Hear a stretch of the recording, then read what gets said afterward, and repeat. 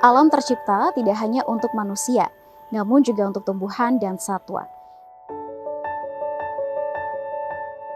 Menjadi rumah bagi lebih dari 100 spesies satwa, lembaga konservasi seperti Bali Safari memiliki peran yang penting dalam menjaga alam dan melestarikan spesies yang terancam punah.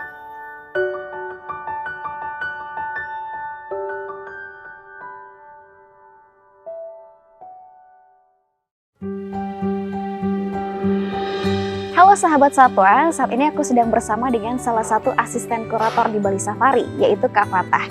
Halo Kak Fatah, apa kabarnya? Baik. Oke, luar biasa. Dan saat ini kita akan berbincang mengenai 5 domain animal welfare. Kak Fatah, kalau boleh tahu nih, model kesejahteraan satwa tuh kayak gimana sih? Jadi kesejahteraan satwa adalah keberlangsungan hidup satwa yang perlu diperhatikan oleh pengelola agar kebutuhan hidup alaminya terpenuhi. Dulu standar kesejahteraan satwa didasarkan pada 5 bebas atau 5 freedoms. Namun, sekarang sudah terdapat perkembangan prinsip kesejahteraan satwa yang didasarkan pada 5 domain. 5 domains itu meliputi lingkungan fisik, nutrisi, perawatan kesehatan, perilaku, dan kondisi mental atau psikologis. Jadi, dalam 5 domain, kondisi mental menjadi muara dari keempat domain kesejahteraan. Jika semua domain baik, maka akan muncul kondisi mental dan kesejahteraan yang positif. Kak Fatah, kalau boleh tahu nih, gimana sih cara menilai kondisi satwa yang ada di lembaga konservasi? Sebagai satu-satunya lembaga konservasi di Indonesia yang memiliki sertifikat kesejahteraan satwa dari SIZA, Southeast Asian Zoos and Aquariums Association atau Perhimpunan Kebun Binatang se-Asia Tenggara, kami menggunakan checklist standar kesejahteraan satwa dari SIZA dan membentuk juga tim khusus yang secara rutin memeriksa dan memastikan kesejahteraan satwa.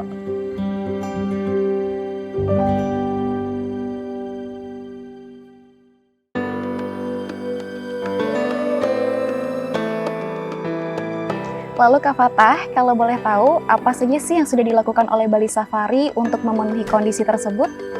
Yang pertama adalah kita harus memperhatikan lingkungan fisiknya. Kami berusaha untuk memberikan ruang gerak yang cukup kepada satwa dengan eksibit yang luas dan menyerupai habitat aslinya. Di setiap eksibit satwa, kami menyediakan tempat untuk mereka makan, berteduh, hingga tempat beristirahat yang nyaman.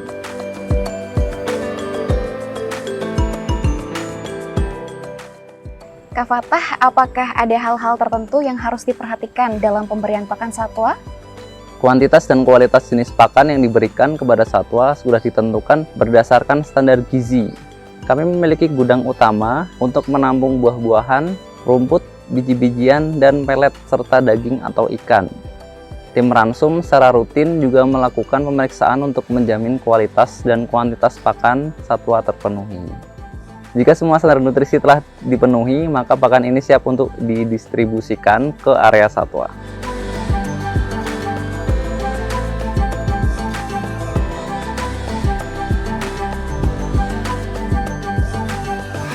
Kalau boleh tahu, apakah di Bali Safari ada pemeriksaan kesehatan untuk satwa? Kami melakukan pemeriksaan kesehatan secara rutin dan berkala sesuai dengan kebutuhan masing-masing individual. Bali Safari juga memiliki rumah sakit satwa dan dokter yang siap merawat. Rumah sakit ini memiliki fasilitas yang cukup lengkap, mulai dari peralatan medis, vitamin, dan obat-obatan. Untuk membantu kegiatan medis, kami juga menggunakan metode penguatan positif. Jadi satwa dengan sukarela akan melakukan kegiatan yang kita perlukan. Jika secara mental sudah dalam posisi yang positif, maka standar kesejahteraan satwanya akan baik. Satwa pada akhirnya akan mampu tumbuh dan berkembang biak dengan baik. Dengan berkunjung ke Bali Safari, sahabat satwa juga sudah berkontribusi dalam upaya pelestarian dan konservasi satwa-satwa dilindungi. Sampai jumpa di Bali Safari!